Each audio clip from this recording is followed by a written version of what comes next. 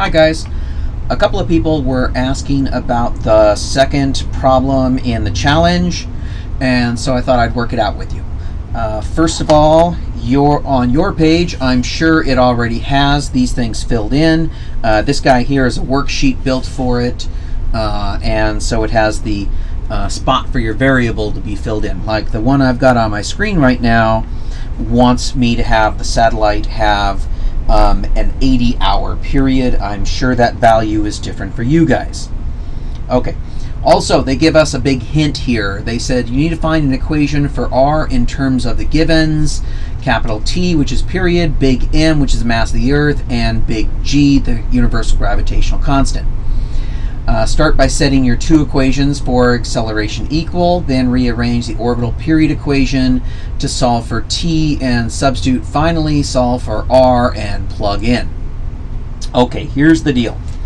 Now they want to do it with acceleration. I'd rather do it with force. The force of gravity from the big G equation is the only thing making this go around in a circle. Therefore, it is equal to your centripetal force. So for the force of gravity, we've got big G, a small m, a big M, over, I'm going to call this a big R squared. And I'm going to refer to this as big R being, well, nope, I'm saying big R. Big R is all the way to the middle. So this is the full radial distance. Alright, so that's our gravitational force, which is acting as our centripetal force. Our centripetal force is equal to the mass that is spinning around multiplied by its tangential velocity squared divided by the radius. And we see right away that I can cancel off one of those and one of those. Alright, we have a problem here. Oh, and of course everybody brought mass to the party, so he's gone and he's gone. Now, the problem is that we don't have a velocity, so we're going to have to get velocity in terms of the radius, also in terms of the period, because they said capital T right there. Okay, so when something moves around in a circle, that means that it completes one revolution, which the formula for circumference is 2 pi r, in one period of time. And so this is what gets substituted in up here. So let's combine these two things. Over on the left, all I've got is capital G, an M, and an R on the bottom.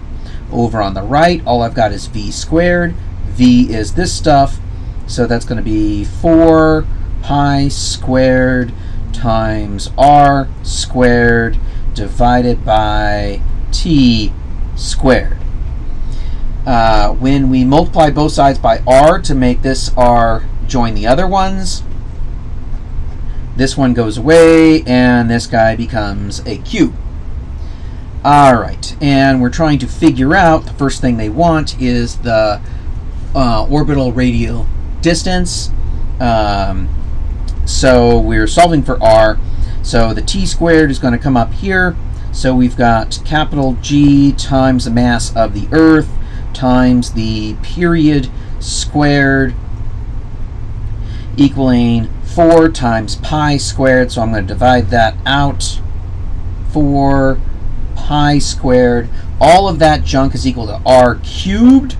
So if I want R, I'm going to have to take all that stuff and cube root it. Okay. Which is just a little trick with your calculator. Actually, guys, at this point, we are done with the problem. That was the tricky part. Capital G, look it up. Mass of the Earth, they gave it to us down here.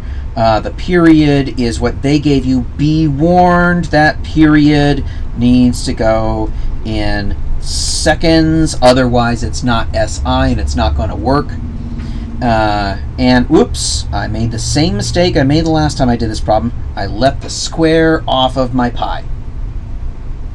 Alright, this guy is going to get you through it.